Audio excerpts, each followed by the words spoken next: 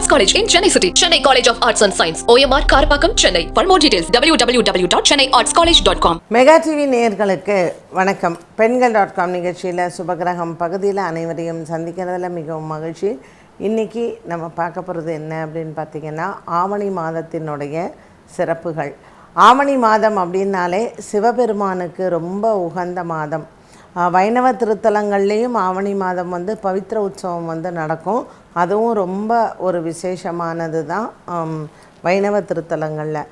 ஆனால் இந்த ஆவணி மாதத்தில் பார்த்திங்கன்னா சிவபெருமான் பல ஸ்தலங்களில் தன்னுடைய திருவிளையாடல்கள் நடத்தின ஒரு மாதம்னு கருதப்படுகிறது. அதில் முக்கியமாக மதுரையில் அவர் நடத்திய திருவிளையாடல், அதாவது சொல்லுவாங்கள்ல, நரிதனை பரியாக்கி பரிதனை நரியாக்கி நாரைக்கு முக்தி கொடுத்து அப்படின்னு. ஸோ இது நடந்தது இந்த ஆவணி மாதத்தில் தான், மதுரையில். ஸோ அப்படிப்பட்ட ஒரு சிறப்பு வாய்ந்த ஒரு மாதம் இந்த ஆவணி மாதம். ஒவ்வொரு மாதத்திற்கும் ஒரு தனிச்சிறப்பு உண்டு. இதில் என்னென்னா, சூரிய பகவான் தன்னுடைய சொந்த வீடான சிம்ம ராசியில் அவர் ஒரு மாத காலமும் அவர் சஞ்சாரம் செய்கிறார். ஸோ இதில் நிறைய நமக்கு இயற்கையில் மாற்றங்கள் இருக்கும். ஒரு மழைக்காலம் இப்போமே நம்ம பார்க்குறோம், எப்படி மழைக்காலம் ஆரம்பித்தாச்சு. நிறைய இடங்களில் வெள்ளம், அதுவும் கேது பகவான் சூரியன் வீட்டில் வர இருக்காரா, அதனால் நிறையா இயற்கை சீற்றங்கள், பூமியினுடைய பிளவுகள், அதாவது வொல்கானிக் இரப்ஷன்ஸ்ன்னு சொல்கிறோம்ல, பூமியில் மாற்றங்கள், அதிர்வுகள், அதெல்லாம் அதிகமாகவே இருக்குது. ஸோ இந்த எர்த்குவேக் வர்றது, வால்கானிக் இரப்ஷன்ஸ், இதெல்லாம் இந்த ஆவணி மாதத்தில் இன்னும் அதிகமாக இருக்கும். நம்ம ஜூலை மாதத்துலேருந்தே சொல்லிக்கிட்டு தான் வரோம். ஜூன் மாதத்துலேருந்தே கிட்டத்தட்ட ஆனி மாதம் மிதுனத்தில் சூரியன் இருந்தார். ஸோ ஆனி, ஆடி, இது ஆவணி, புரட்டாசி மாதம் வரைக்குமே இந்த அதிர்வுகள், நில அதிர்வுகள், பூமியில் இருக்கக்கூடிய அதிர்ச்சிகள், இந்த பூமியில் இருக்கக்கூடிய பிளவுகள், இது எல்லாமே அதிகமாகத்தான் இருக்கும் இன்னும் வரக்கூடிய நாட்களில். எங்கெங்கேயோ நடக்கிறது, நமக்கு சிலது நியூஸில் தெரியுது, சிலது தெரிய மாட்டேங்குது. இந்த ஆவணி மாதம் சிறப்புகள் அப்படின்னு நம்ம சொல்லும் பொழுது, ஃபஸ்ட்டு நமக்கு இந்த அமாவாசை வந்த உடனே யார் வரப்போகிறாரு அப்படின்னு கேட்டிங்கன்னா, விநாயகர் தான். ஸோ இந்த விநாயகர் சதுர்த்தி அப்படிங்கிறது ஆவணி மாதத்தில் 4வது நாள், வளர்பிறை சதுர்த்தியில் நமக்கு விநாயகரினுடைய பிறந்த நாள் வருகுது. ரொம்ப ஒரு அமக்கலமான ஒரு நாள். உலகத்தில் எல்லா பகுதியிலையுமே விநாயகர் சதுர்த்தி கொண்டாடுகிறோம். நம்ம பாரத தேசம் மட்டும் அல்லாமல் பக்கத்தில் இருக்கக்கூடிய இந்தோனேஷியா, சிங்கப்பூர், மலேசியா, அதுவும் இப்போது நம்மளுடைய மக்கள் உலகத்தில் எல்லா இடத்துலையும் இருக்காங்க. அதனால் ஆஸ்திரேலியா, யூஎஸ்ஏ, ஆஃப்ரிக்கா, எல்லா செஷல்ஸு, எல்லா இடங்கள்லேயும் விநாயகர் சதுர்த்தி ரொம்ப வெகு சிறப்பாக கொண்டாடப்படுகிறது ஆவணி மாதத்தில். அதுவும் நமக்கு அந்த கன்னிராசியில் சந்திரன் சஞ்சாரம் செய்யும் பொழுது, சித்திரம், ஹஸ்தம், இந்த நட்சத்திரத்தில் அவர் சஞ்சாரம் செய்யும்போது, சந்திரன் சஞ்சாரம் செய்யறச்சு இந்த விநாயகர் சதுர்த்தி நாம் கொண்டாடுகிறோம். அடுத்தது விநாயகர் சதுர்த்திக்கு அடுத்தது நமக்கு இந்த ஆவணி மாதத்தில் பௌர்ணமி ரொம்ப விசேஷம். நான் ஏற்கனவே சொன்னது போல் எல்லா சிவஸ்தலங்களும் ஆவணி பௌர்ணமி ரொம்ப விசேஷம். அவிட்ட நட்சத்திரத்தில் சந்திரன் சஞ்சாரம் செய்கிறார். இந்த ஆவணி அவிட்டம் தான் நாம் வேதங்களுக்கு ரொம்ப, அந்த வேதங்களுக்கு நாம் மரியாதை செலுத்தக்கூடிய வகையிலையும் காயத்ரி ஜபம் பண்ணுறாங்க இல்லையா. ஸோ பூனல் தரித்தவர்கள் இந்த ஆவணி அவிட்டத்தை வெகு சிறப்பாக கொண்டாடுகிறார்கள். ஆனால் இந்த வருடம் நமக்கு ஆடி மாதமே இந்த ஆவணி அவிட்டம் பண்ணிட்டோம். எப்பொழுதுமே விநாயகர் சதுர்த்தி அன்றைக்கி தான் சாமவேதக்காரர்களுக்கு அந்த பூனல் மாற்றிக்கிற ஃபங்க்ஷன் இருக்கும். ஸோ அதனால் இந்த ஆவணி அவிட்டம்ங்கிறது சாமவேதக்காரங்களுக்கு விநாயகர் சதுர்த்தி அன்றைக்கி அவங்க அதை கொண்டாடுவாங்க. அடுத்ததாக இந்த விநாயகர் சதுர்த்தி முடிஞ்ச உடனே நம்ம ஆவணி மாதத்தில் ரோகிணி நட்சத்திரத்தில் நமக்கு சஞ்சாரம் செய்யக்கூடிய கிருஷ்ணரினுடைய பிறந்த நாள்.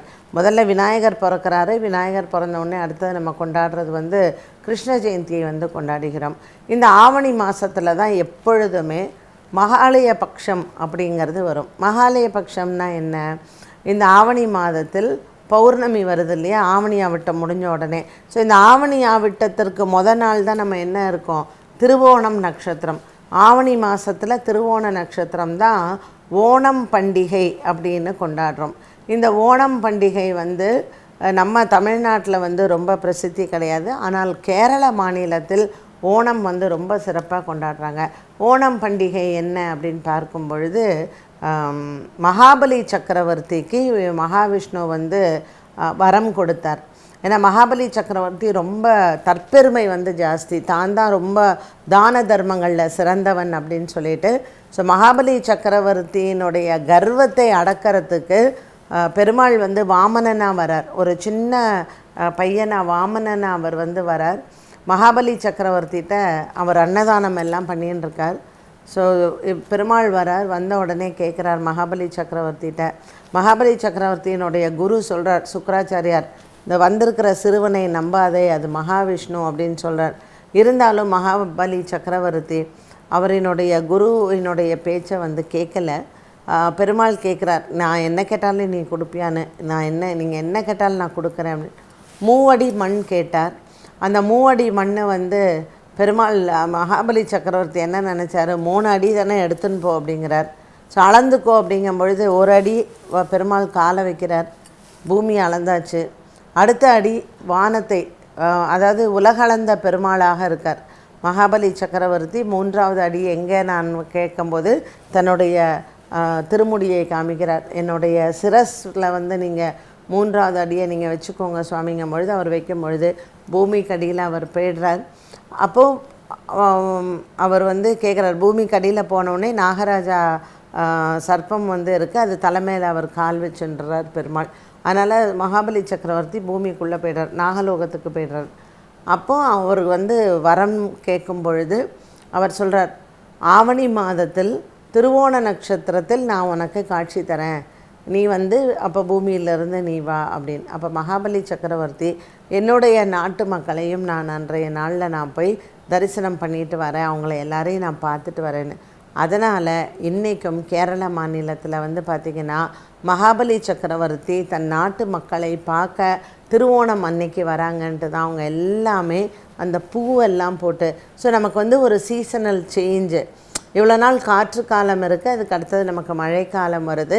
அந்த காலத்தினுடைய மாற்றத்தை பூக்கள் எல்லாம் தூவி நம்ம வந்து வரவேற்கிறோம். அப்போ மகாபலி சக்கரவர்த்தியையும் நம்ம வரவேற்கிறது தான் ஓணம் பண்டிகை.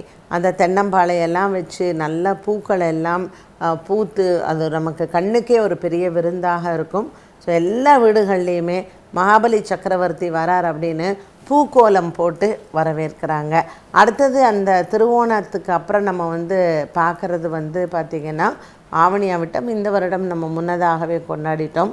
ஆவணி மாதம் ரோகிணி நட்சத்திரம், அஷ்டமி திதி, செப்டம்பர் மாதம் 15ஆம் தேதி, இந்த ஆவணியினுடைய இறுதியில் நம்ம கொண்டாடுறது வந்து கிருஷ்ண ஜெயந்தி. ஸோ இது வந்து எல்லா வைணவ தலங்கள்லேயும் ஸ்ரீ ஜெயந்தி அப்படிங்கிறத கொண்டாடுகிறோம். கிருஷ்ணரினுடைய பிறந்த நாள். இப்படி இந்த ஆவணி மாதத்தில் பல சிறப்புகள் நமக்கு பண்டிகையாகவும் நம்ம வந்து கொண்டாடுகிறோம். இந்த பௌர்ணமிக்கு மறுநாள் வந்து நமக்கு மகாலய பட்சம் ஆரம்பமாகும்.